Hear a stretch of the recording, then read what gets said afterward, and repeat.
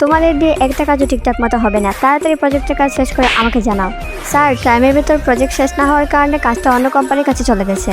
শীত, আজকের দিনটা কার মুখ দেখে উঠছিলাম কে জানে। রুমে গিয়ে একটু বিশ্রাম নিতে হবে। ড্রিঙ্কসটাও তো সাথে পড়ে গেল, এখন একটু চেঞ্জ করতে হবে। আজকে যে করেই হোক কাজটা শেষ করতে হবে। চল প্রিয়া, এটাই উপযুক্ত সময় যাওয়ার। নাম্বার প্লেটও তো এখানে পড়ে আছে 666, এটাই তো ওই রুম। আজকে তোর বয়ফ্রেন্ডকে হাতে নাতে ধরবো, চল।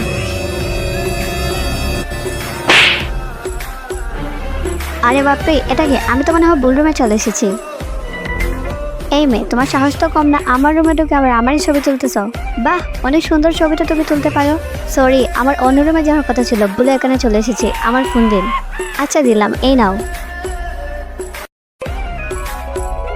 এই, কিভাবে বিশ্বাস করবো তুমি যে ভুলে এই রুমে চলে এসেছ? আও, অসভ্য ফাজিল, আমাকে ছাড়। তাড়াতাড়ি এখান থেকে পালাই।